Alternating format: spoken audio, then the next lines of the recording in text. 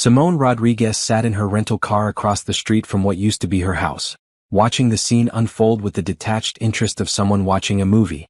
The black SUV pulled into the driveway at exactly 4:47 p.m., just as she knew it would. Trevor had texted her the flight details weeks ago, before she stopped responding to his messages. Before she changed her number. Before she sold everything they owned together and disappeared.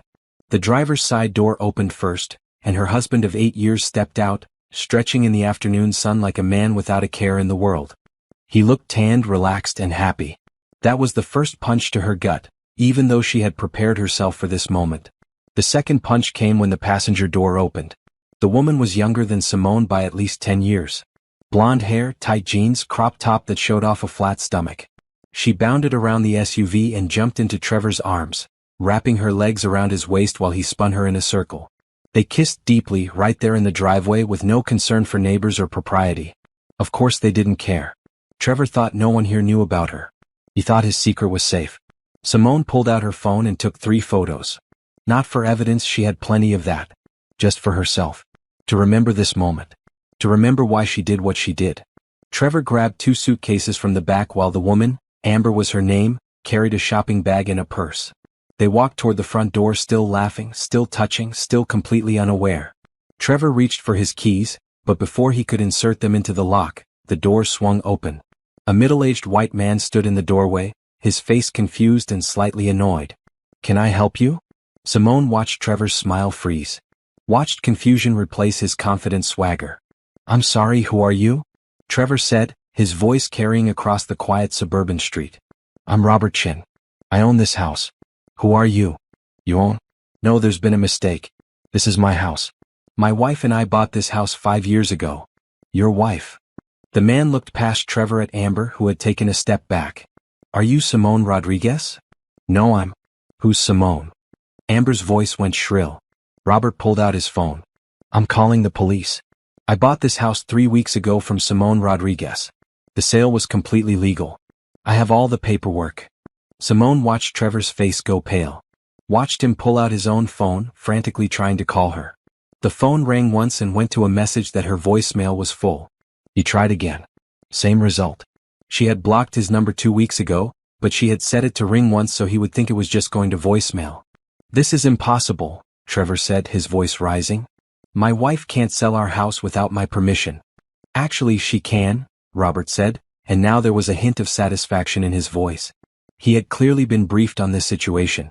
She had power of attorney. Everything was legal. "Now please leave my property or I will have you arrested for trespassing."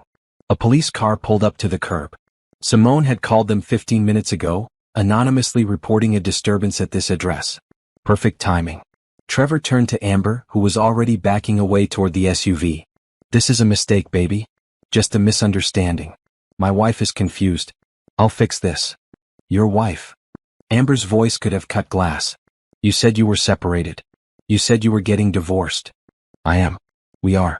This is just her being vindictive. She's probably upset I moved on." "Moved on? You've been living with me for 6 months. You told me you lived in an apartment." The police officers approached, and Simone decided she had seen enough.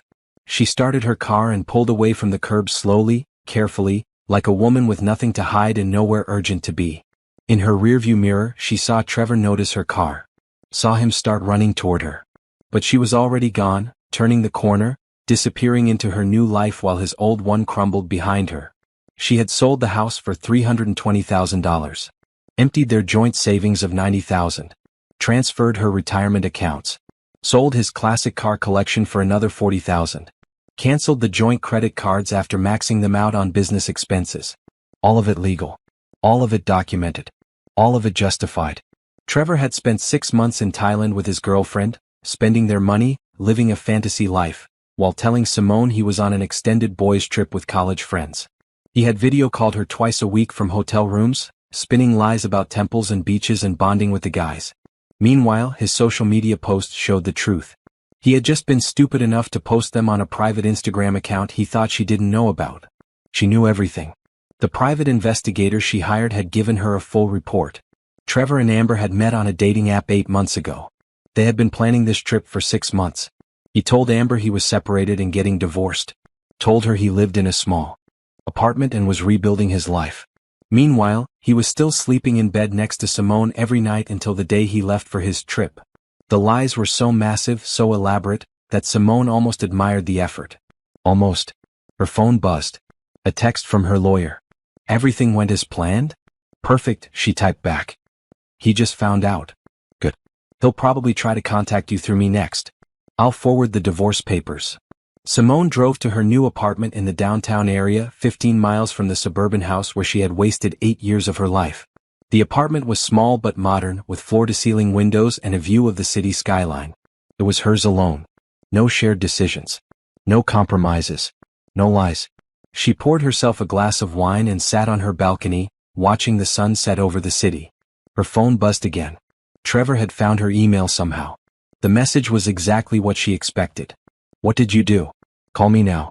This is insane. You can't just sell our house. I'm calling my lawyer. You're going to regret this. She deleted it without responding. He would send 50 more just like it. They didn't matter. What mattered was that she had won the first battle. He came home expecting to have his cake and eat it too. Expected to keep living his double life, maybe transition slowly from wife to girlfriend, keep all the assets and comfort while upgrading to a newer model. Instead, he had nothing. No house. No savings. No wife. And soon, no girlfriend either, because Amber had just learned that her boyfriend of 6 months was actually a married man who had been lying about everything. Simone's revenge wasn't violent. It wasn't dramatic. It was simply the complete dismantling of the life Trevor thought he could come home to. And this was only day one. 6 months earlier, Simone had been making breakfast when Trevor came downstairs with his laptop, a strange expression on his face. She remembers this moment perfectly now, like a photograph she can examine in detail. The way he hesitated at the bottom of the stairs.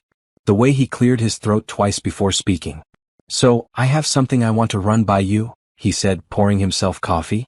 Simone was flipping pancakes, a Sunday morning ritual they had maintained throughout their marriage. What's up? You remember my college buddies? Jason and Terrell? Sure.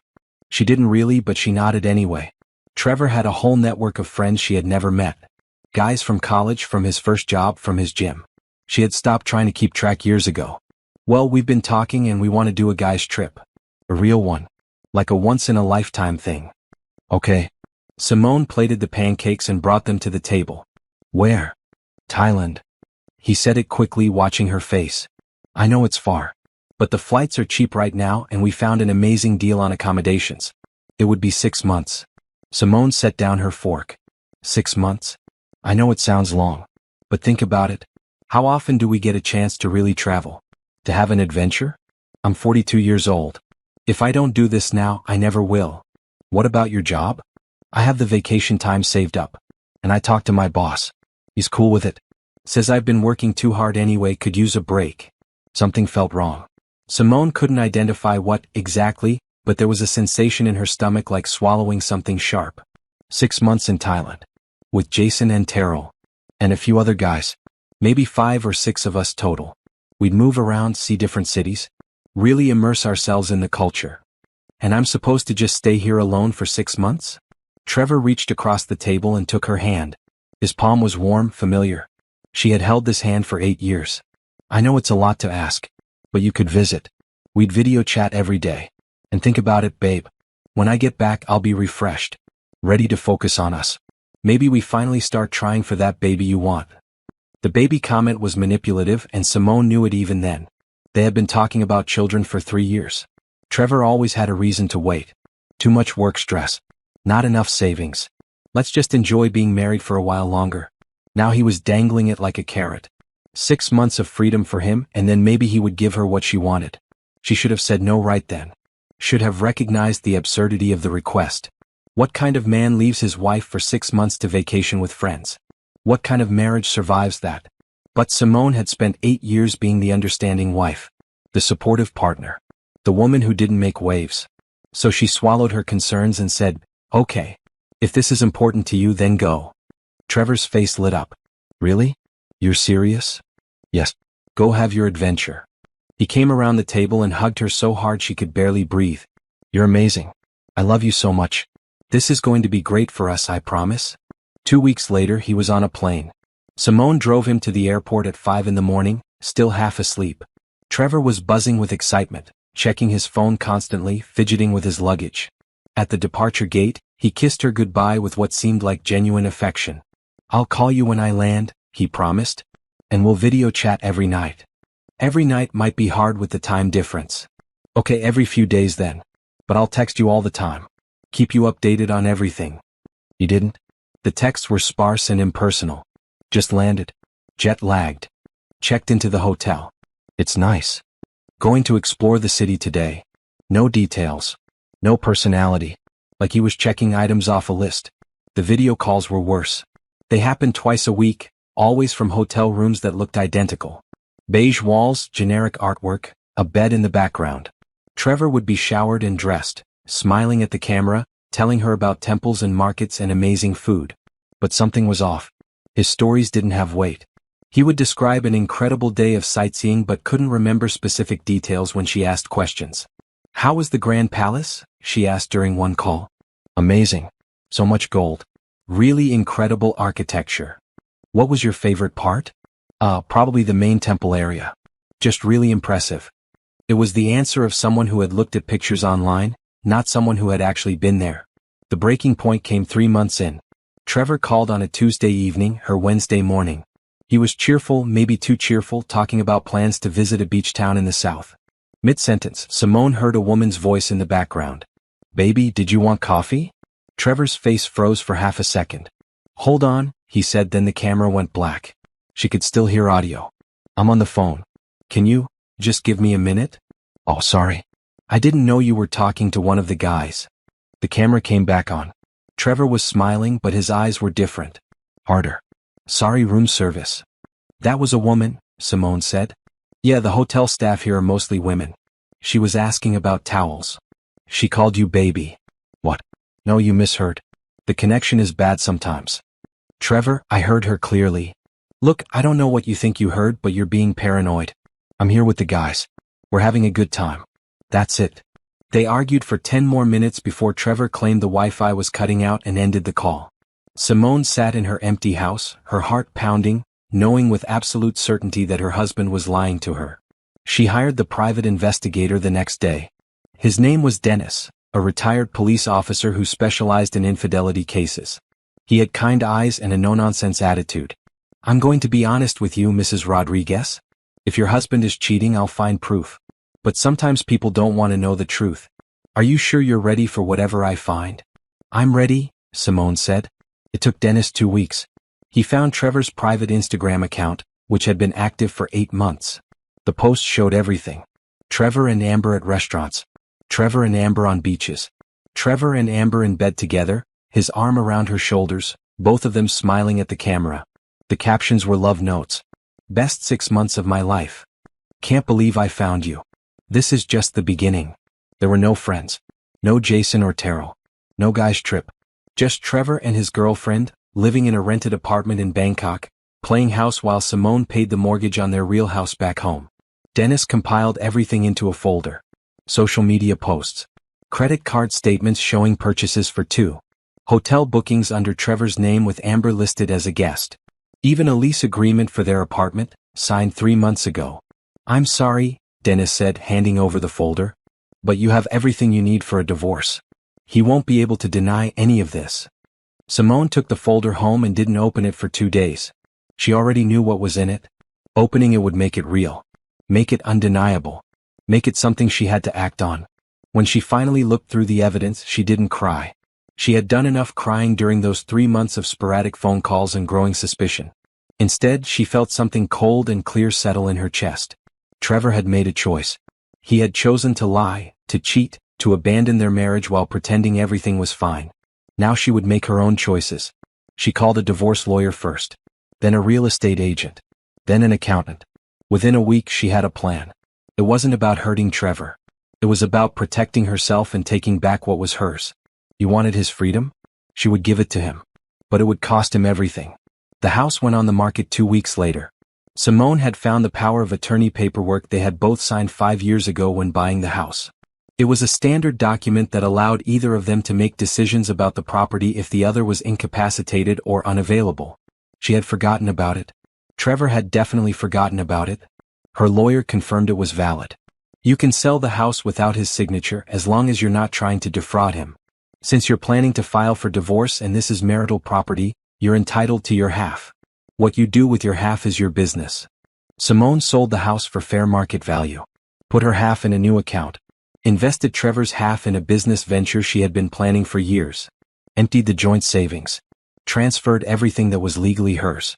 Slowly, methodically, she dismantled the financial foundation of their marriage while Trevor lounged on beaches halfway across the world, thinking his secret was safe. When the house sold and the new owners moved in, Simone rented her downtown apartment and disappeared. She changed her phone number. Closed her social media accounts. Told her friends and family that she needed space to process the separation. She didn't tell them the whole truth yet. That would come later. For 3 weeks she was a ghost. And Trevor had no idea his life was about to implode.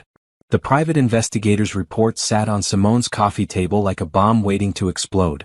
It was a navy blue folder, maybe 2 inches thick, full of printed screenshots, financial records, and a detailed timeline of Trevor's lies. Dennis had been thorough. Almost too thorough.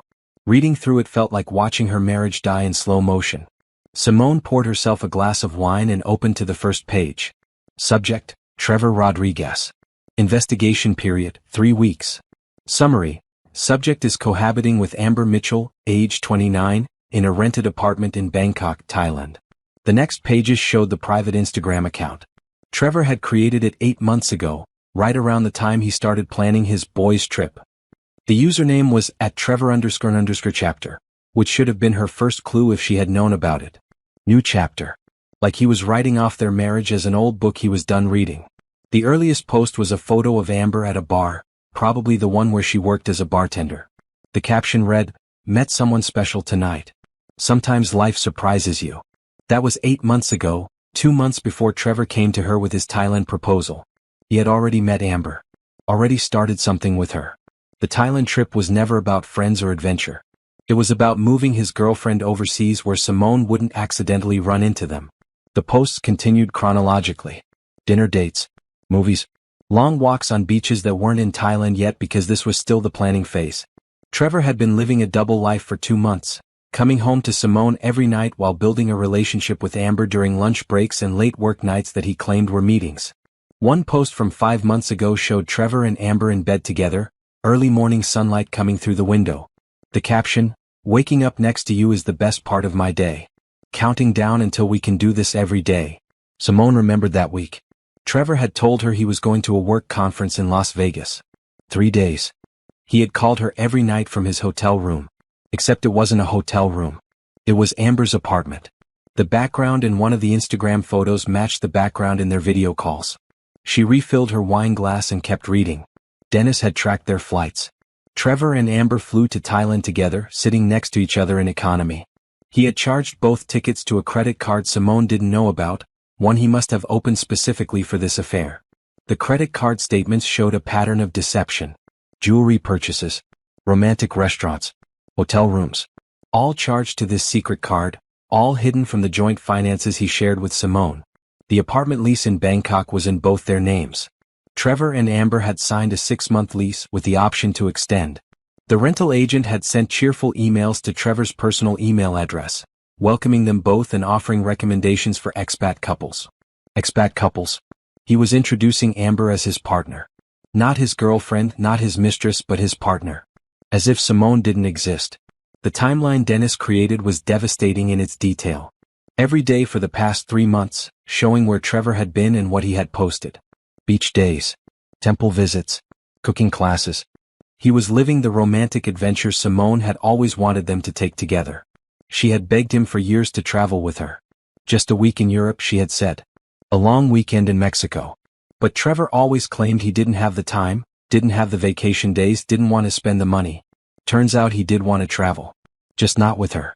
The social media posts told another story too. Amber didn't know Trevor was married.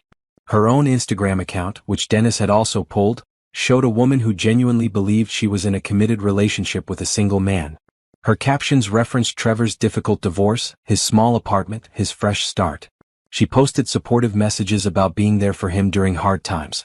She truly thought she was helping him rebuild his life after a marriage ended. Trevor had lied to both of them. Different lies, but both designed to get what he wanted. He told Simone he needed a boys' trip, that he would come back refreshed and ready to start a family. He told Amber he was separated and getting divorced, that she was helping him heal. In reality, he was using them both, keeping Simone as his stable home base while playing out a fantasy life with Amber. Dennis had included a note at the end of the report. In my professional opinion, Mr. Rodriguez is conducting what we call a soft exit. He's building a new life with Ms. Mitchell while maintaining his old life with you as a safety net. When he returns from Thailand, he'll likely file for divorce or ask for separation, claiming he found himself during his trip. This way he gets to keep the moral high ground of being the one who grew apart, rather than the one who cheated.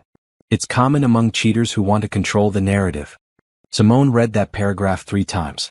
Trevor wasn't even planning to be honest about the affair. He was going to come home, ask for a divorce, and probably make it seem like it was a mutual decision or like Simone had failed him somehow. He would ride off into the sunset with Amber while Simone was left confused and heartbroken, wondering what she did wrong. The audacity of it made her laugh. A sharp, bitter sound in the silent apartment. She opened her laptop and looked at Trevor's private Instagram again. He had posted an hour ago. A sunset photo with Amber silhouetted against the orange sky. The caption, 3 more months here, then starting our real life together. Can't wait, baby. 3 more months. That lined up with his return date. He was counting down to his real life with Amber while still sending Simone brief, impersonal texts pretending he was with friends. Simone clicked through to Amber's profile. She was pretty in a generic way. Blonde highlights, nice smile, yoga poses on the beach. Her bio said living my best life, with a heart emoji. Her feed was full of inspirational quotes and travel photos. She seemed nice actually. Not the evil other woman from movies. Just a regular person who had fallen for a liar's story. For a moment, Simone almost felt sorry for her. Almost wanted to reach out and warn her that Trevor wasn't who he claimed to be. But no. Amber had made her own choices. She had chosen to date a man who claimed to be separated without ever asking for proof. She had chosen to move across the world with someone she barely knew. Those consequences were hers to face. Simone closed the laptop and looked at her to-do list. It was time to move from investigation to action. She had given herself 1 week to feel the hurt, to process the betrayal, to sit with the reality of her failed marriage. That week was over. Now it was time to be strategic. She called her lawyer, a sharp woman named Patricia Chin who specialized in asset protection during divorce. I have the evidence. He's been living with another woman for 3 months, using marital funds to pay for it. Good, Patricia said. That strengthens your position. Have you thought about what you want from this divorce? Everything I'm entitled to. I want the house sold before he gets back. I want our savings divided and my half protected. I want his retirement contributions during our marriage. And I want him to know that I knew the whole time he was lying. The last part isn't legal advice, but I support it emotionally, Patricia said. Let's start with the house. You have power of attorney? Yes. We both signed it when we bought the property. Perfect. We can move forward with a sale. I'll need a few days to review the documents, but if everything is in order, you can list it immediately. Just make sure you keep detailed records of where every dollar goes. The court will want to see that you didn't try to hide or spend money out of spite. I'm not spending it. I'm investing it. Even better. What kind of investment? A property management business. I've been planning it for years, but Trevor always said it was too risky. Now I'm doing it anyway. Patricia laughed. I love it. Build your empire while he's playing house in Thailand. Just make sure you can document that you're investing marital assets in a legitimate business, not hiding them. The court looks favorably on entrepreneurship during divorce proceedings. They spend an hour going over the details. How to value the house. How to split retirement accounts. How to document Trevor's spending on the affair as dissipation of marital assets, which might entitle her to a larger share of remaining funds. Patricia was efficient and ruthless in the best way. She didn't try to talk Simone into couples counseling or reconciliation. She simply said, let's protect you and make sure you come out of this stable. After the call, Simone contacted a real estate agent. The housing market was good. Their house was in a desirable neighborhood with good schools. It would sell quickly, probably within 2 weeks of listing. She scheduled a walkthrough for the next day. That night, she drafted an email to Trevor's boss. She didn't send it yet, but she wrote it anyway. A detailed message explaining that Trevor was not on a sanctioned leave for a boys' trip, but was living with his girlfriend in Thailand while lying about his whereabouts. She included screenshots from his Instagram. She didn't know if she would actually send it. Maybe that was a step too far. But she wanted to have it ready, just in case Trevor tried to paint himself as the victim when everything came out. Before bed, Simone looked at the evidence folder one more time. The photo of Trevor and Amber in bed together, both smiling at the camera. The photo of them cooking dinner together in their Bangkok apartment. The photo of them on a boat, arms around each other, looking like any normal couple in love. She wasn't jealous. She was past that. What she felt was a cold determination. Trevor had made a choice to deceive her. To waste years of her life. To plan a future that didn't include her while still pretending they had a marriage worth saving. Now she would make her own choices. And unlike Trevor, her choices were based on truth, not lies. The real estate agent's name was Gloria, and she walked through the house with the practiced eye of someone who had seen hundreds of similar homes. "Good bones," she said, running her hand along the kitchen counter. "The updates you've made really show. New appliances, refinished floors, the bathroom renovation. This will sell quickly." Simone followed her through each room, seeing the house with new eyes. It wasn't really home anymore. It was just a building full of memories she wanted to forget. The living room where she and Trevor used to watch movies on Friday nights. The bedroom where they slept side by side for 8 years. The spare room that was supposed to become a nursery someday. All of it tainted now by the knowledge that Trevor had been planning his escape the whole time. "How quickly do you need to sell?" Gloria asked. "Fast. Within 2 weeks if possible." "That's aggressive but doable. The market is strong right now. I'd recommend listing slightly below market value to generate multiple offers, then letting them bid against each other. You'll probably end up at or above asking anyway. Do it." "Okay. I'll need both you and your husband's signatures on the listing agreement." "I have power of attorney. Will that work?" Gloria paused. "Yes, but it's unusual. Is your husband unable to sign?" "He's traveling. Out of the country for several months.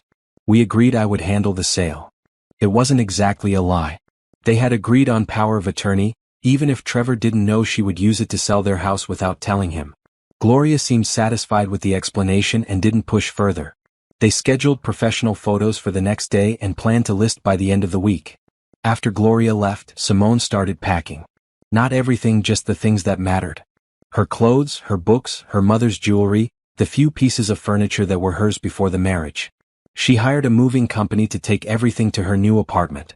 The rest, the shared furniture and decorations, would stay for staging. Her lawyer had drawn up divorce papers, but Patricia advised waiting to file them. File too early and he might try to block the house sale or freeze assets. Wait until everything is moved and secured, then file. By the time he gets served, the damage is done. Simone followed the advice. She opened new bank accounts in her name only, transferred her half of their savings. Canceled joint credit cards after using them one last time to pay for her business startup costs. She consulted with an accountant about forming an LLC for her property management company. Every action was legal, documented, and designed to protect her future.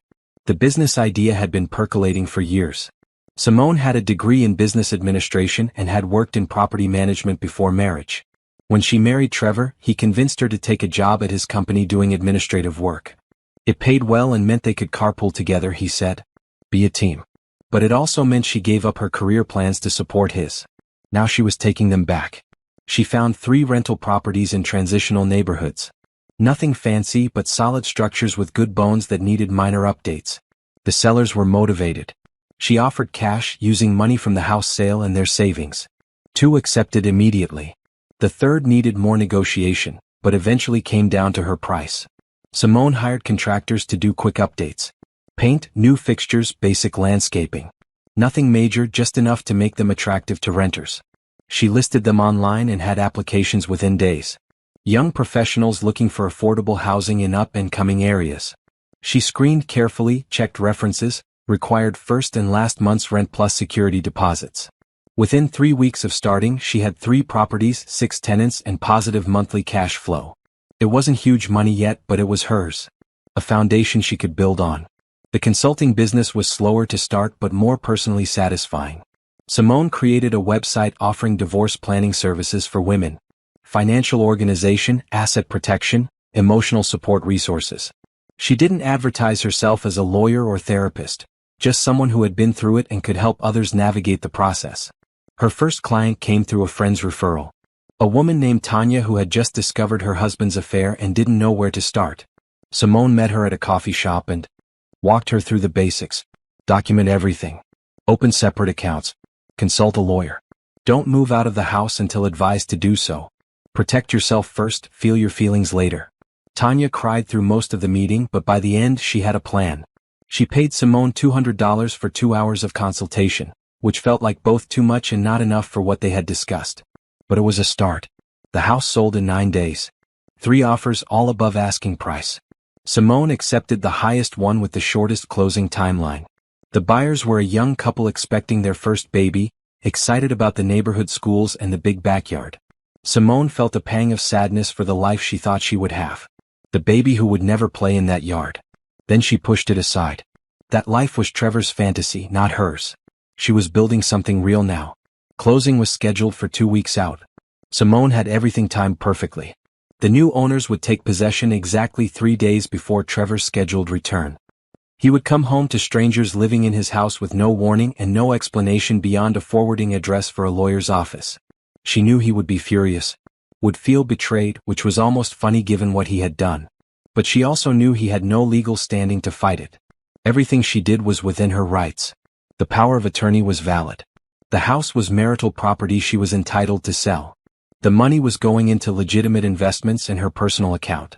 Patricia had reviewed every step. He might try to claim you're hiding assets or acting out of spite, Patricia warned. But as long as you can document everything and show you're not trying to defraud him, you're fine. You're entitled to protect yourself during a separation. That's what this is. It's not a separation. It's a divorce. I just haven't filed yet. Exactly. Smart move. The week before closing, Simone allowed herself one moment of doubt. She sat in the empty house, boxes stacked in every room, her life reduced to cardboard and tape. Was she being too harsh? Should she have tried to talk to Trevor first, given him a chance to explain? But then she remembered the photos. Trevor and Amber in bed together. The captions about their real life, starting soon. The lies he had told her for months. The boys' trip that never existed. The friends who weren't there. The future he was planning without her while still sleeping next to her every night until he left. No, she wasn't being harsh. She was being smart. Trevor had made his choices. Now she was making hers. Closing day arrived. Simone signed the paperwork, transferred the deed, and watched $320,000 hit her new account. Her half went into savings. Trevor's half went into her business LLC. She would pay him back his share when they divorced, minus what he spent on Amber and the affair. Patricia assured her the court would see it as fair. That night, she changed her phone number. The only people who had the new one were her lawyer, her accountant, her mother, and a few close friends. Trevor was not on the list. If he wanted to reach her, he could go through Patricia. She posted one thing on social media before deactivating her accounts. A simple photo of a sunrise with the caption, "New Beginnings." Then she logged out for the last time. That part of her life was over. 3 days later, right on schedule, she drove to the old neighborhood and parked across the street from the house. She watched Trevor's SUV pull up at 4:47 p.m. Watched him get out with Amber. Watched them approach the front door with suitcases and smiles, completely unaware their fantasy was about to crash into reality. She watched Robert Chin open the door. Watched Trevor's face change from confusion to panic. Watched Amber take a step back as she realized the man she moved across the world for had lied about everything. Watched the police arrive. Watched Trevor try to run after her car as she drove away. And for the first time in 6 months, Simone smiled. Simone's new apartment became her command center. The small second bedroom, which she had initially thought would be storage space, transformed into an office. She bought a desk, a comfortable chair, and a large whiteboard for planning. On the whiteboard, she listed her goals: 3 properties by month 1, 5 properties by month 6, 10 by year end. Consulting business profitable within 3 months. She was ahead of schedule on the properties. 3 rentals were already generating income. The tenants were good, paying on time, taking care of the spaces. Simone created systems for everything. Automated rent collection. Regular inspection schedules. A list of reliable contractors for repairs. She treated it like a real business, not a hobby, which made all the difference. The consulting business grew more slowly but with more emotional reward. After Tanya, 3 more clients came through referrals. Women who had discovered affairs, women who were planning exits from bad marriages, women who needed someone to tell them they weren't crazy for wanting to protect themselves. Simone met each client in person, usually at a quiet coffee shop. She listened to their stories, made notes, gave practical advice.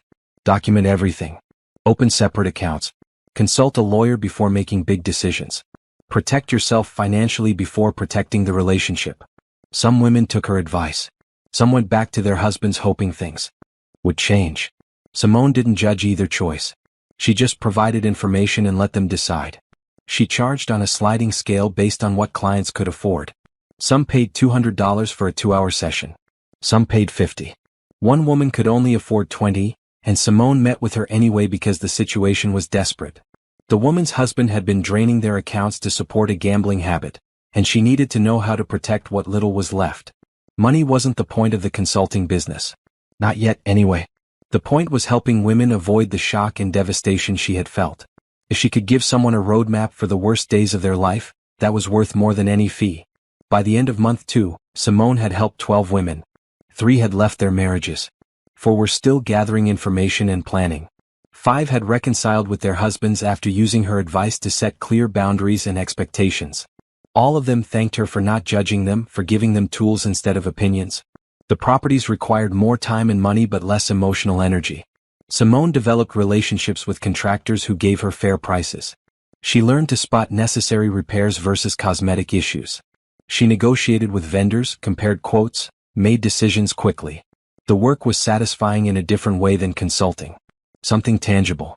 Something she could drive past and think, I built that. Her 4th property came from a foreclosure auction. A small duplex in a neighborhood that was just starting to turn around. Simone bid $3,000 over the minimum, won, and immediately put another $5,000 into updates. New roof, new water heater, fresh paint inside and out.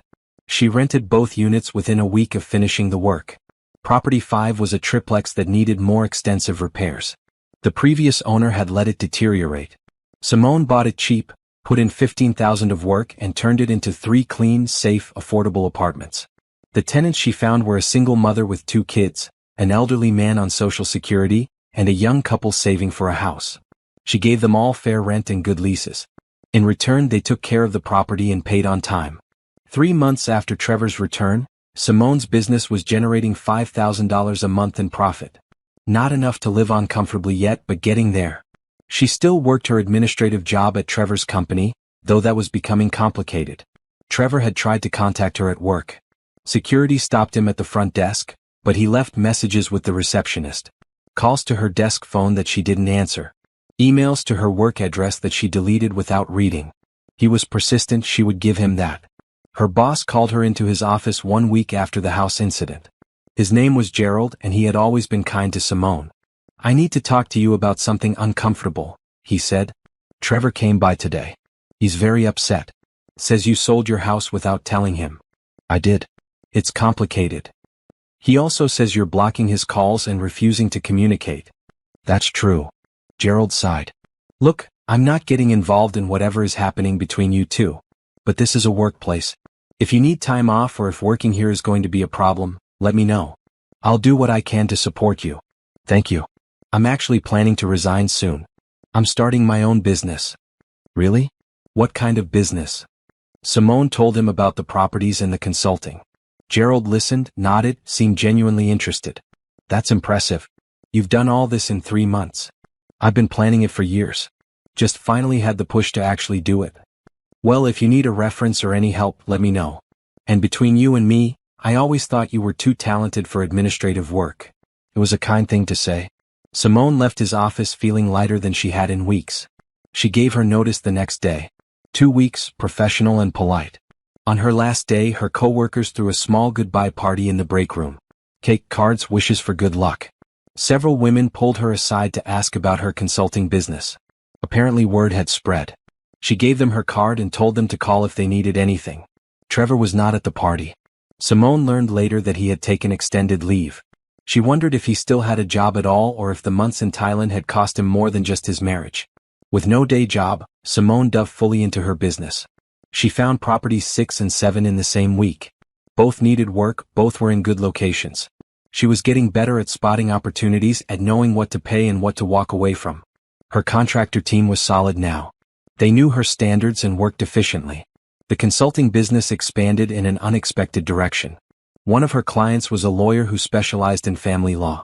She was impressed with Simone's knowledge and practical advice. Have you ever thought about doing this professionally? Like, getting certified as a divorce consultant or financial planner? I don't have the credentials. You could get them. There are programs. And honestly, you're already doing the work.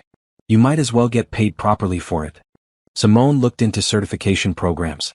Found one that was self-paced and affordable. Started studying in the evenings after handling property management tasks during the day. The material was interesting. Some of it she already knew from experience. Some of it was new and useful. 4 months after Trevor's return, Simone's life looked completely different. She woke up in her own apartment, drank coffee on her own schedule, spent her days building something she was proud of. The properties were doing well. The consulting was growing. She had started the certification program and was already halfway through. She had also started dating, sort of. Nothing serious yet, just coffee meetings and casual dinners with men she met through friends or business connections. It felt strange at first, like she was betraying Trevor even though he had betrayed her first. But gradually the guilt faded. She wasn't married anymore, even if the divorce wasn't finalized yet. She was allowed to move forward. One of the men she dated was Jerome, an architect who had designed renovations for one of her properties. He was kind, funny, easy to talk to.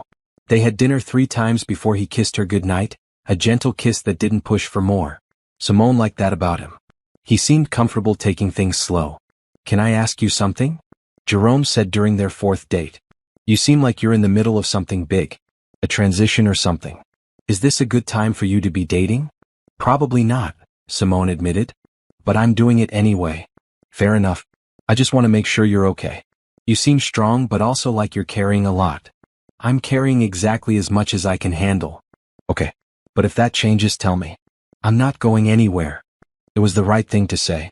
Simone relaxed into the relationship, letting it develop naturally without pressure or expectations. They saw each other once or twice a week. Sometimes for dinner, sometimes just for coffee. Jerome told her about his work, his family, his plans to start his own firm someday. Simone told him about her business, carefully leaving out most of the details about Trevor. He didn't need to know all that yet. Maybe eventually, but not now. 5 months after Trevor's return, Simone signed papers for property number 8. It was a small commercial space that she converted into 2 studio apartments.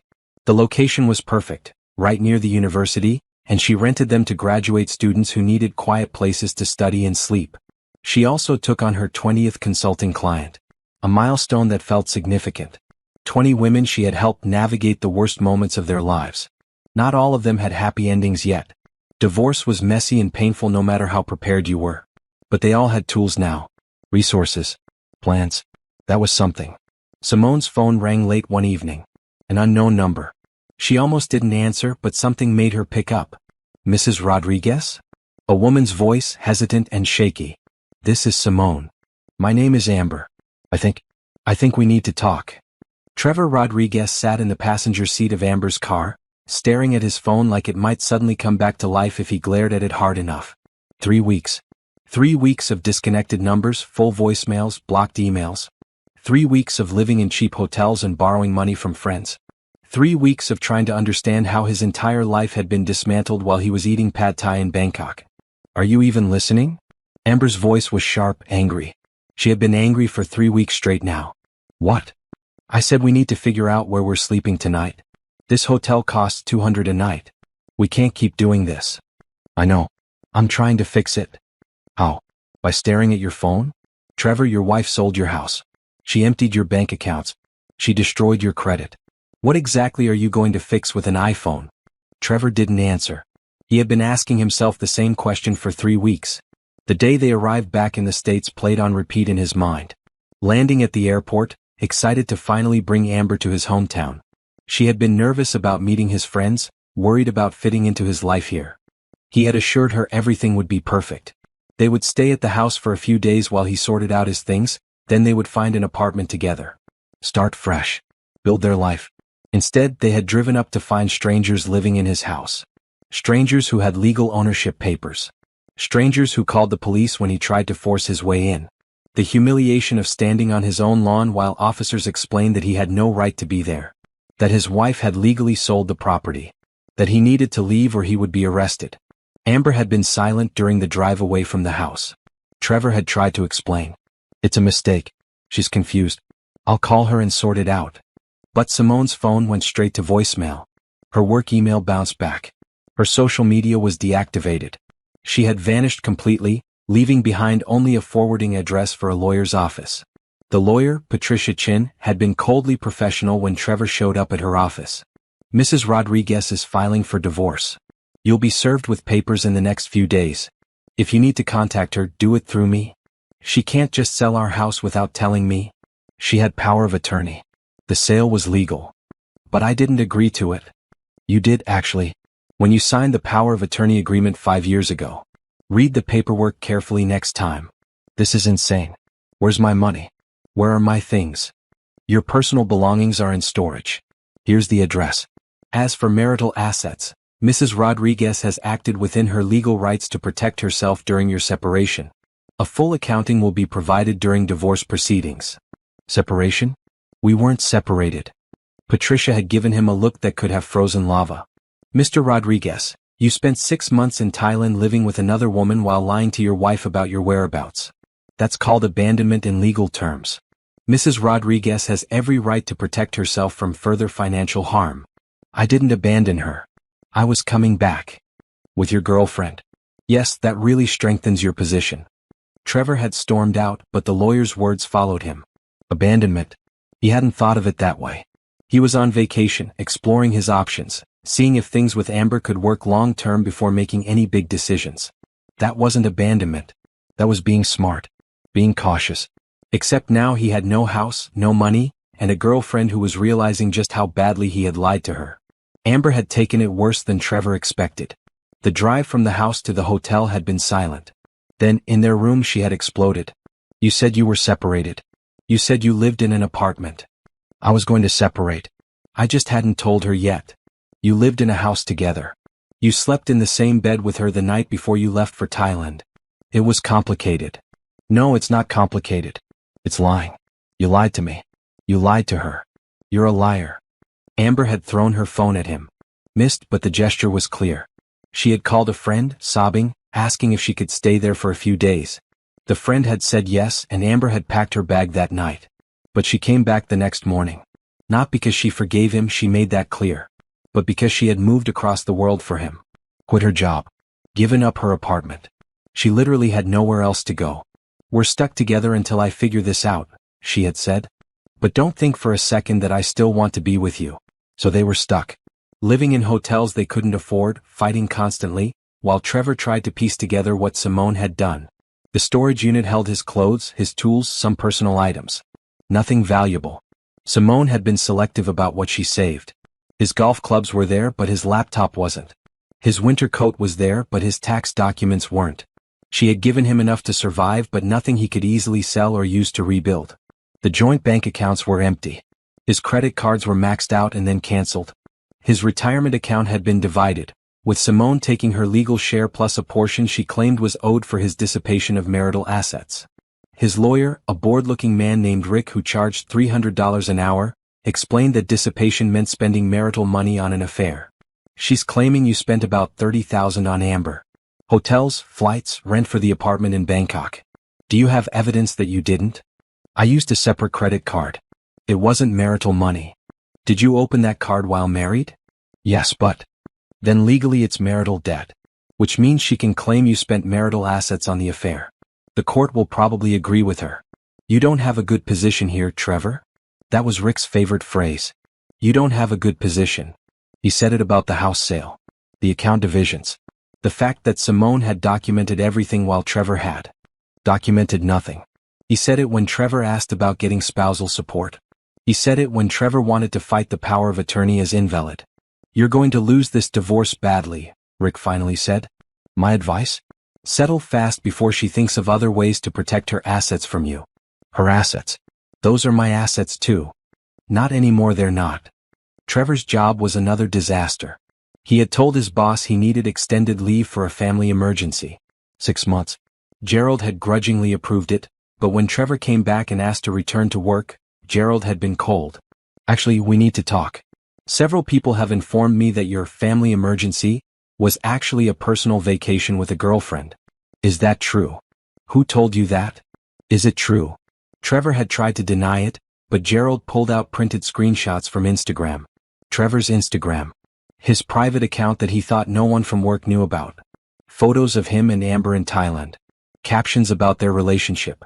Evidence that he had lied about the entire leave. You falsified the reason for your leave. That's grounds for termination. You're fired, effective immediately. You can't fire me for taking a vacation. I can fire you for lying about why you needed leave. You claimed a family emergency. This was not that. Clear out your desk by the end of the day. So now Trevor was unemployed, broke, and sleeping in hotels he couldn't afford. Amber was barely speaking to him. His soon-to-be ex-wife had vanished. His lawyer said he didn't have a good position.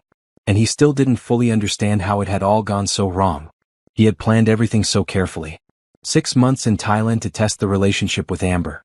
If it worked, he would come home and ask Simone for a divorce, claiming they had grown apart. If it didn't work, he would come home and pretend the trip had given him perspective on how much he loved his wife. Either way, he kept his financial security, his house, his life. But Simone had figured it out. Somehow she had known. And instead of confronting him or begging him to stay, she had simply erased him from her life. Sold everything. Moved on. Left him with nothing but a storage unit of belongings and a divorce lawyer who kept saying he didn't have a good position. Trevor. Amber's voice snapped him back to the present. Are you listening to me? Sorry, what? I said I'm leaving. I called my sister in Ohio. She's wiring me money for a bus ticket. I'm going to stay with her until I figure out what to do next. You're leaving? Amber, we can fix this. Fix what? You're broke. You're unemployed. You lied to me about everything. Your wife destroyed your life and I'm collateral damage. There's nothing to fix. We love each other. We can start over. Amber laughed, a harsh sound.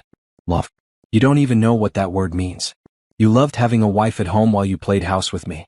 Now you have nothing and you want me to stay? No. I'm done. She grabbed her suitcase and walked out of the hotel room. Trevor didn't follow her. What was the point? She was right. He had nothing to offer her. Nothing to offer anyone. He sat alone in the hotel room, staring at the phone bill he couldn't pay and the eviction notice from the hotel management saying they needed payment or he needed to leave. His mother had agreed to let him stay with her temporarily, which was humiliating for a 42-year-old man. But it was better than being homeless. Trevor thought about Simone. Tried to picture where she was now. What she was doing. Whether she felt guilty about destroying his life. But he couldn't picture it. He realized he had never really known her. Not really. He knew she was reliable, predictable, boring. The kind of wife who wouldn't make waves. Who would accept his excuse about a boys' trip without questioning it. Turns out she was none of those things. She was smart, strategic, and apparently ruthless when pushed. She had outplayed him completely, and he hadn't even known they were playing a game until he had already lost. His phone buzzed. A text from his mother. The guest room is ready. Come whenever. Trevor packed his one suitcase and checked out of the hotel, leaving the bill unpaid.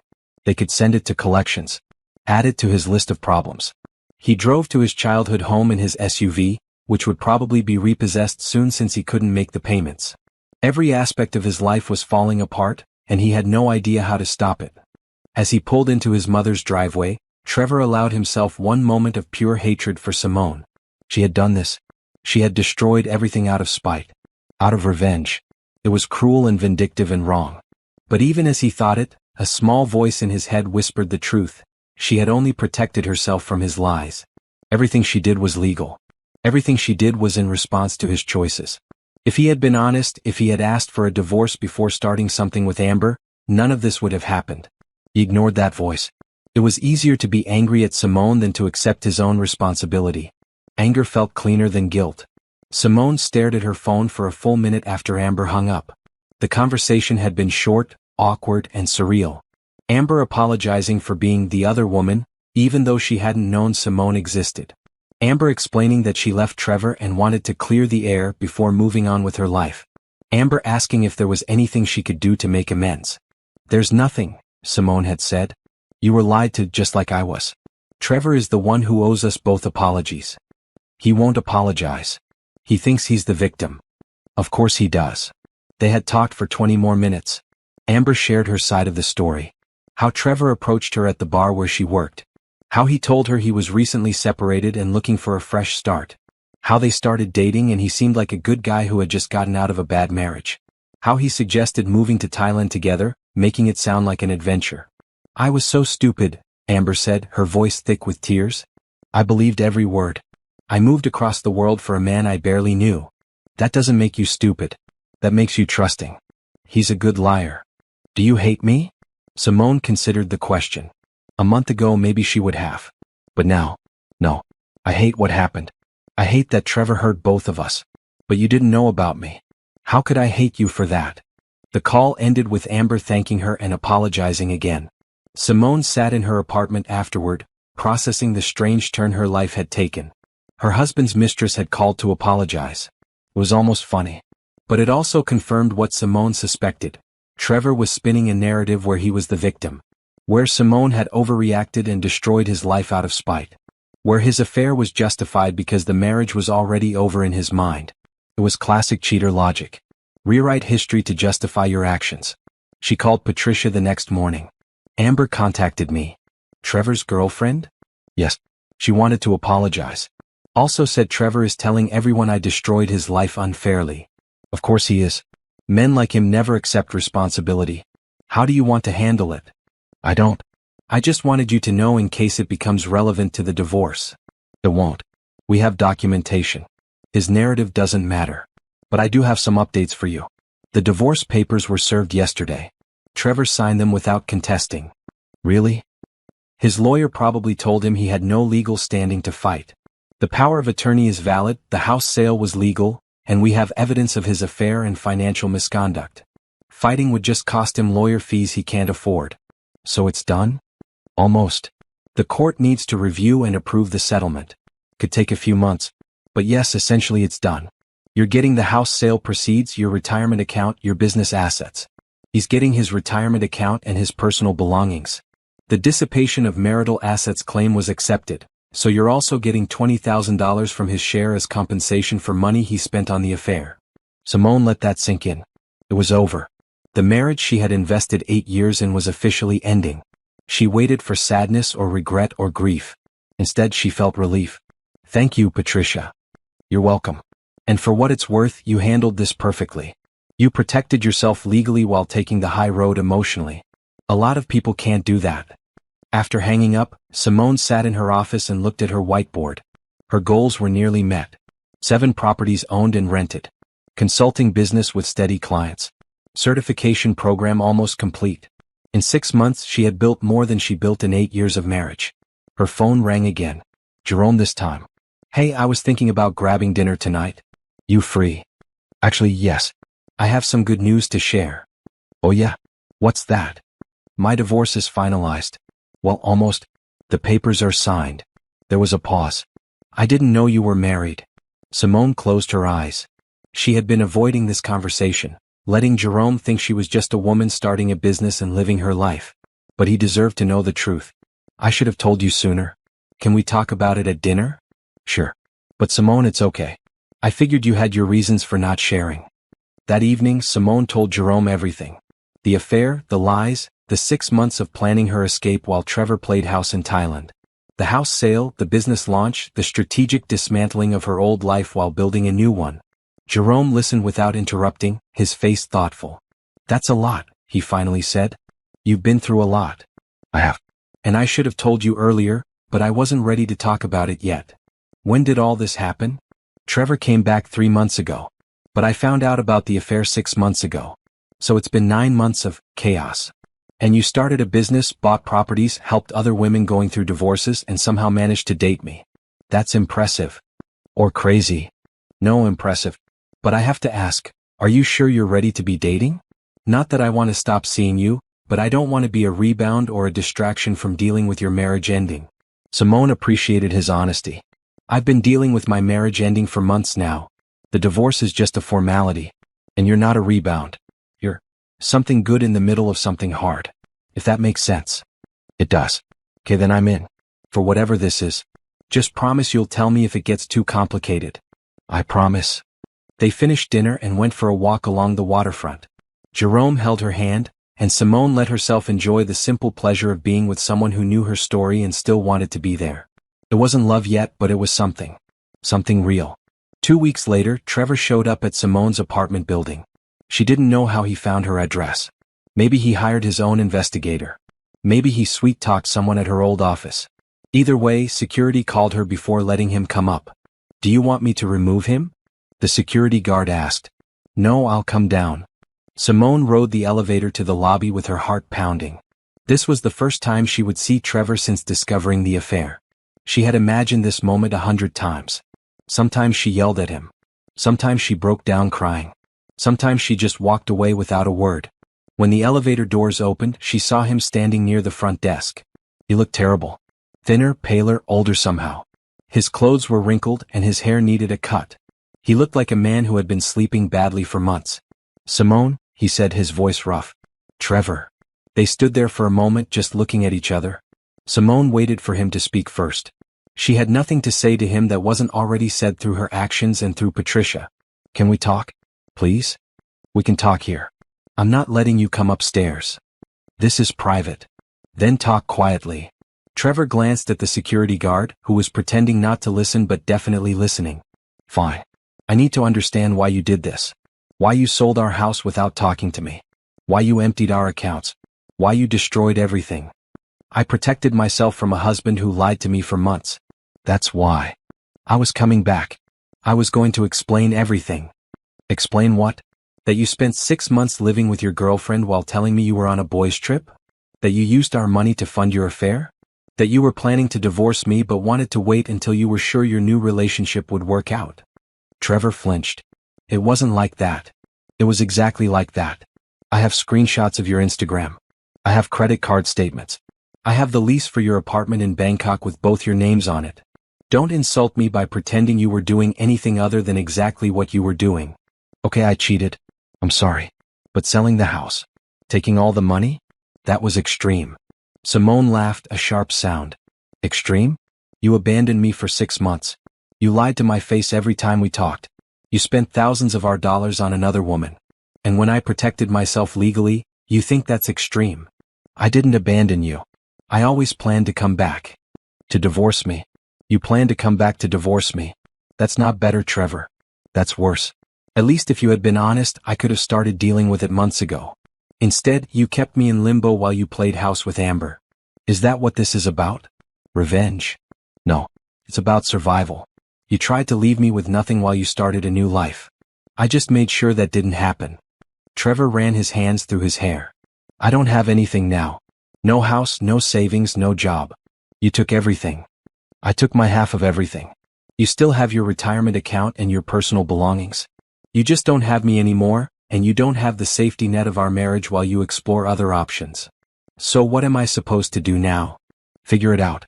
The same way I had to figure it out when I discovered my husband was living a double life. I need help, Simone. I need money to get back on my feet. Get it from Amber. Or from your parents. Or from a bank. But not from me. We're done." "Just like that? 8 years and you're just done? You were done 6 months ago when you moved to Thailand with your girlfriend. I'm just catching up." Trevor's face crumpled. For a moment, Simone thought he might cry. Part of her wanted to comfort him, old habits dying hard. But she stayed where she was, cold and unmoved. "I'm sorry," Trevor finally said. "I know it doesn't change anything, but I'm sorry. You didn't deserve what I did." "You're right. I didn't. Can we at least be civil? During the divorce proceedings? We are being civil. I'm not fighting you for more than I'm entitled to. I'm just taking what's mine and protecting it. If you want civil, then accept the settlement and move on." "I already did. I signed the papers." "Good. Then we're almost done here." Trevor looked at her for a long moment. "You're different. Harder. I grew up.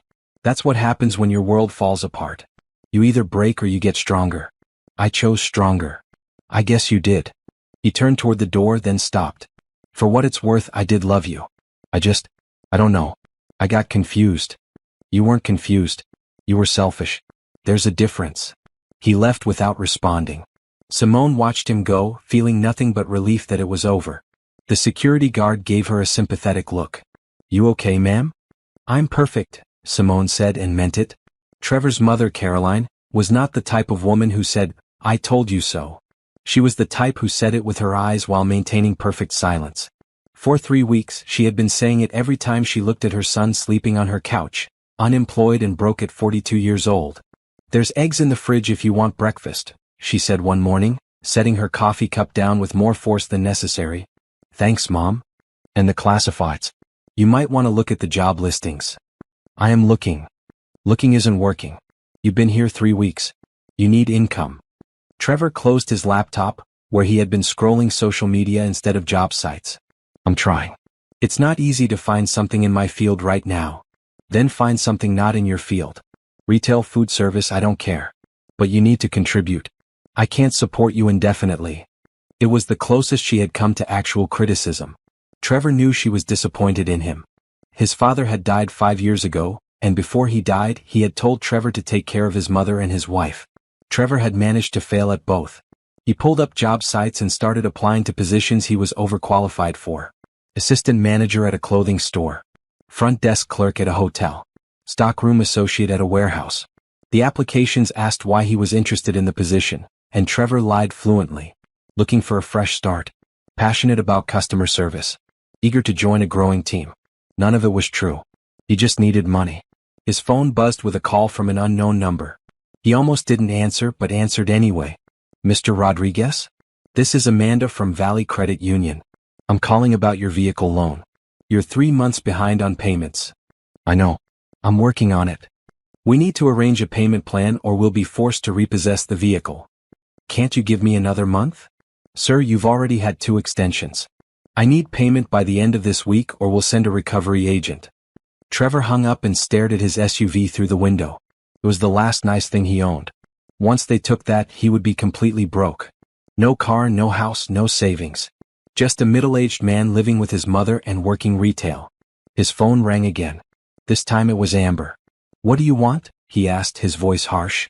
"I'm calling to tell you I'm suing you." "What?" "You owe me money. I loaned you $8,000 over the past 6 months. I kept records. You said you'd pay me back after you sold the house. Well, the house is sold and you have money somewhere. I want mine." "I don't have any money. Simone took it all." "That's your problem, not mine. I'm filing in small claims court next week. You'll be served soon." She hung up. Trevor threw his phone across the room, not caring when it hit the wall and cracked the screen. Amber was suing him. His car was being repossessed. His mother was disappointed. His wife had destroyed his life. Everything was falling apart and there was no way to stop it. That night, Trevor went through his storage unit looking for anything valuable he could sell. His golf clubs brought $200 at a pawn shop. His old gaming system got $50. A watch his father gave him went for $300. It wasn't enough to save the car, but it would cover a few necessities. He drove around the city afterward, looking at the house where he used to live. A different family lived there now. Kids' toys in the yard. A minivan in the driveway. The life he was supposed to have, occupied by strangers. He felt a surge of hatred for Simone so strong it made his chest hurt. Then he drove past her apartment building. He didn't stop, just slowed down enough to see the building. Modern, nice, expensive. She was living well while he struggled. It wasn't fair. None of it was fair. His phone, cracked screen and all, buzzed with a text from a number he didn't recognize. "Got your number from a mutual friend. Heard you're looking for work. We're hiring at Mike's Sporting Goods. Retail sales. $12 an hour. Let me know if interested." $12 an hour. Trevor had made $70,000 a year at his old job. But $12 an hour was better than zero. He texted back, "Interested. When can I start?" The next day, Trevor started his new job selling sneakers to teenagers. The manager was younger than him by 15 years. His co-workers were college students working part-time. He stood behind a counter scanning items and making small talk with customers. A bright orange polo shirt that said, "Team Member," stretched across his chest. It was humiliating. Every person who came through recognized someone who used to have a real job, a real life. Now he was selling them running shoes and pretending to be cheerful about it. But it was money. After taxes and accounting for his mother's request for rent, he was netting about $1,500 a month. Barely enough to survive. Not enough to save. Not enough to rebuild. The repossession agent came for his SUV 2 weeks into the retail job. Trevor watched from his mother's kitchen window as they loaded it onto a truck and drove away. His mother stood next to him, silent as always. But he felt her disappointment like a weight. "I'll get another car," he said. "Something cheaper. More affordable." "With what money?" "I'm working now. Trevor." She turned to face him. "What happened to you? You used to be responsible. You had a good job, a good wife, a good life. How did you end up here?" "I made some mistakes." "Some mistakes?" "You abandoned your wife to live with another woman. You lied to everyone. You destroyed your marriage. Those aren't mistakes. Those are choices." It was the most she had said about the situation since he moved in. Trevor wanted to argue, to explain that it was more complicated than that. But she was right. They were choices. Bad ones. The small claims court summons came a week later. Amber was indeed suing him for $8,000 plus court fees. Trevor couldn't afford a lawyer. He would have to represent himself and somehow convince a judge that he didn't owe the money. Except he did owe it. He had borrowed from Amber repeatedly, always promising to pay her back later. She had receipts and text messages proving it. He called Rick, his divorce lawyer, for advice. "What do I do?" "Settle. Offer a payment plan. The judge will probably order one anyway since you can't pay in full."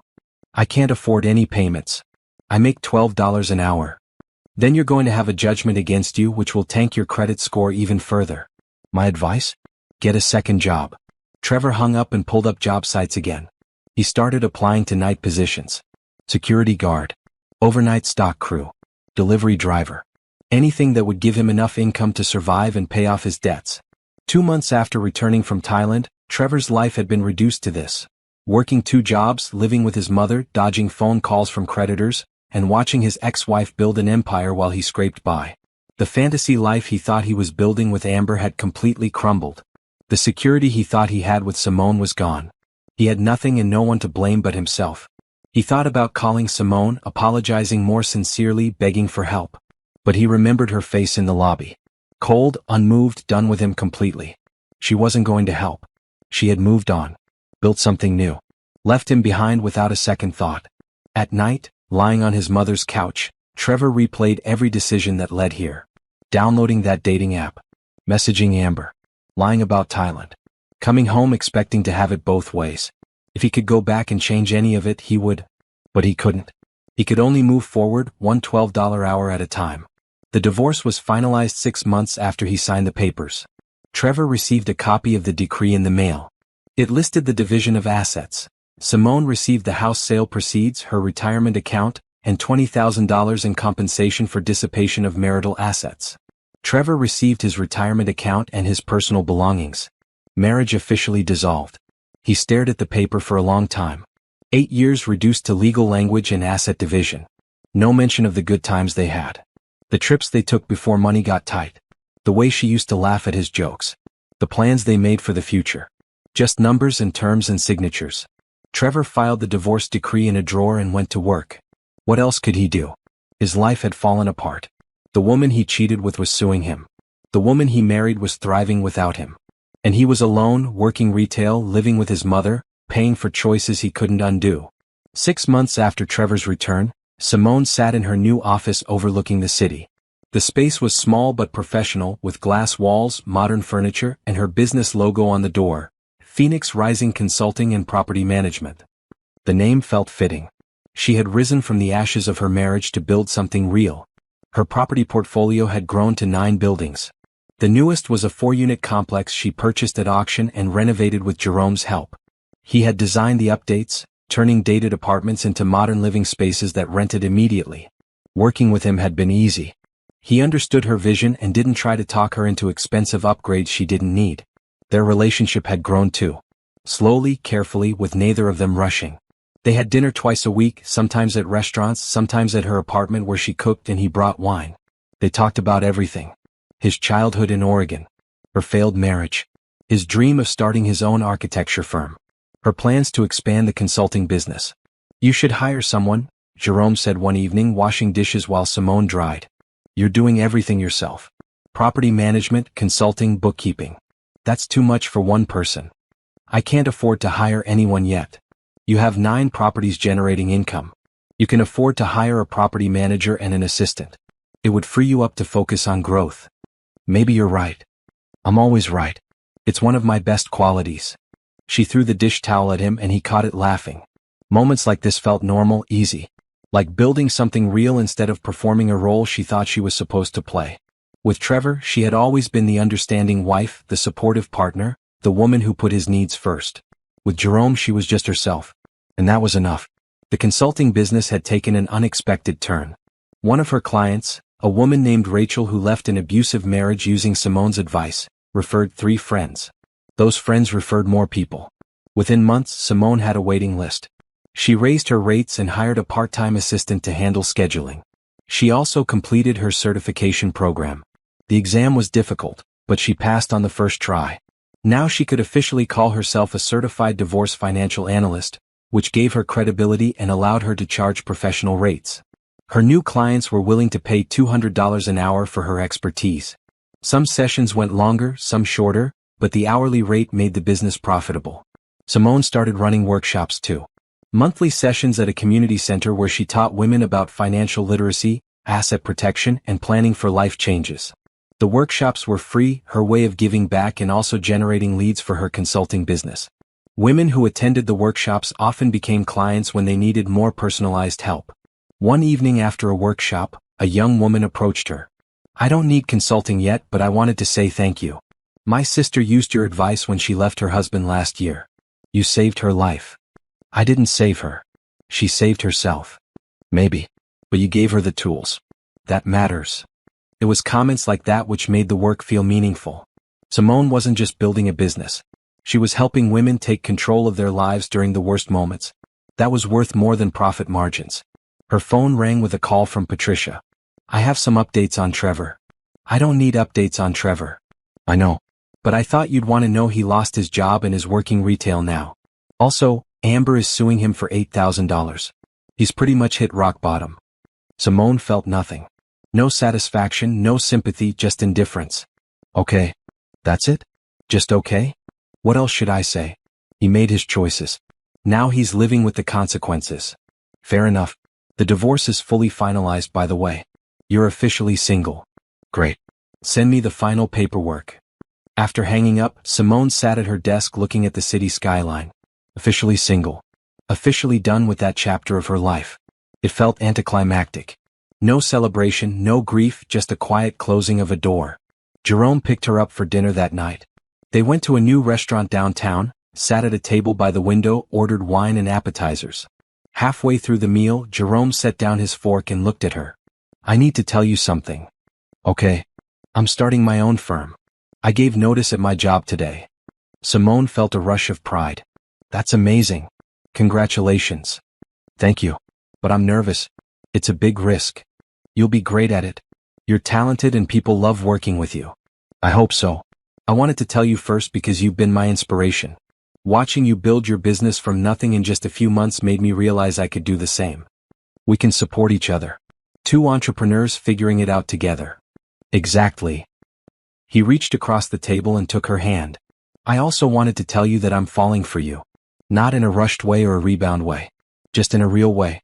And I wanted you to know." Simone felt tears prick her eyes. Not sad tears but grateful ones. "I'm falling for you too." They sat there holding hands across the table, and Simone felt something she hadn't felt in years. Hope. Not hope that someone would complete her or save her or give her the life she wanted. Hope that she could build that life herself and share it with someone who respected what she was building. The next month, Simone opened her 10th property. It was a triplex in a neighborhood that was just starting to gentrify. She bought it cheap, put $20,000 into renovations with Jerome's design help, and rented all 3 units in 1 week. The monthly income from her properties was now enough to live on comfortably. She gave notice at the retail job she had kept as backup and went full-time into her business. She also hired 2 employees. A property manager named Tanya, one of her first consulting clients who needed work after her divorce, and an assistant named Jennifer who handled scheduling, bookkeeping, and client intake for the consulting business. It felt good to provide jobs for women who needed them. To build something that wasn't just about her success but about creating opportunities for others. On her 6-month business anniversary, Simone threw a small celebration at her office. She invited her employees, her clients who wanted to come, Jerome, her mother, and a few close friends. Someone brought champagne. Someone else brought a cake that said, "Congratulations, Phoenix Rising." Her mother pulled her aside during the party. "I'm proud of you. I know this year was hard. But look at what you built. Thanks, Mom. Your father would be proud too. He always said you were the strongest person he knew. I didn't understand what he meant until now. Simone hugged her mother, holding on longer than usual. The past months had been a blur of motion, of doing and building and surviving. She hadn't stopped to process any of it. But now, standing in her office surrounded by people who cared about her and supported her work, she felt it all. The grief for her failed marriage. The anger at Trevor's betrayal. The pride in what she had accomplished. The hope for what came next. Jerome found her on the balcony later, looking at the city lights. You okay? Yeah. Just thinking. About how different my life is now. 6 months ago, I was watching Trevor pull up to our house with his girlfriend. I was scared and angry and lost. Now I have a business, employees, clients who need me. I have you. I have a future that's mine. You built all that yourself. I know. That's what I'm thinking about. How much strength it took. How scared I was. How worth it all turned out to be. Jerome wrapped his arms around her from behind. They stood there together, watching the city, and Simone felt completely at peace. Trevor had taken a lot from her. Time, trust, years of her life. But he hadn't broken her. Instead, his betrayal had forced her to find strength she didn't know she had. To build a life she never would have built if he had stayed. She wouldn't thank him for that. She would never forgive what he did. But she could acknowledge that his worst act had become her catalyst. Phoenix Rising wasn't just a business name. It was her story.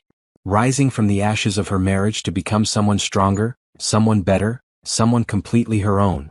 1 year after Trevor's return, Simone stood in front of a crowd of 200 women at a downtown conference center. She wore a navy blue dress, simple but professional, and held a microphone with more confidence than she ever thought possible. The banner behind her read, "Taking Control, a workshop on navigating life transitions." A year ago, she began, I was someone else. I was a wife in a failing marriage I didn't know was failing. I was a woman who put everyone else's needs before my own. I was scared of change and scared of being alone. Today I'm none of those things. And I'm here to tell you that you don't have to be those things either. The audience listened intently. Some were going through divorces. Some were considering leaving bad relationships. Some were just curious about building financial independence. Simone spoke to all of them, sharing her story without shame or apology. She talked about discovering Trevor's affair. About the strategic planning that followed. About building her business from nothing while processing grief and anger and fear. The revenge I took wasn't dramatic, she said. I didn't slash tires or post his secrets online or any of the things we see in movies. My revenge was simply protecting myself and building something better. Living well became my revenge.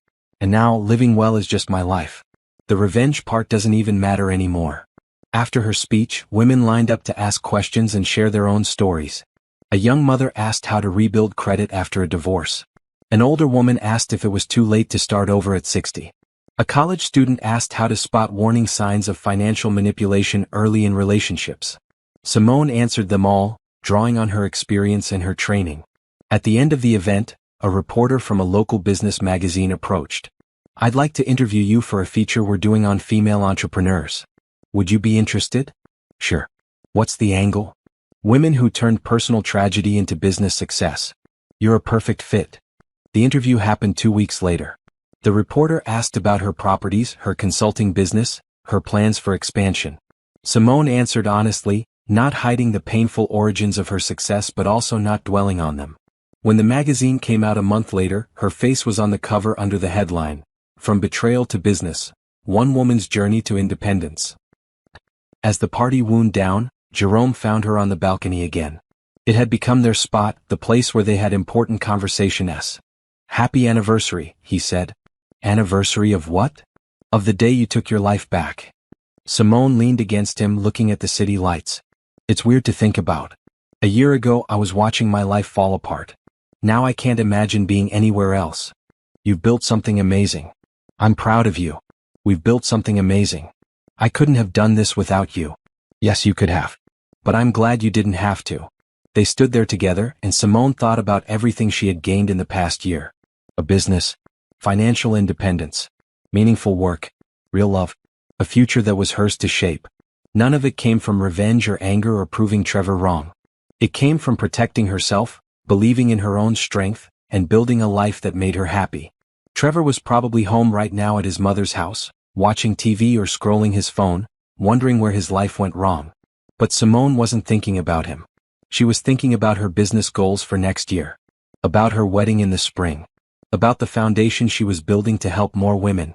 About the life she had created that was so full of meaning and purpose that her past marriage felt like something that happened to someone else. That was the real revenge, she realized. Not that Trevor had suffered, but that she had succeeded so completely that his suffering was irrelevant. She didn't need him to be miserable for her to be happy. She just needed to be herself, living her life, building her empire, loving her partner, and helping other women find their own strength. The phoenix had risen, and she was never looking back.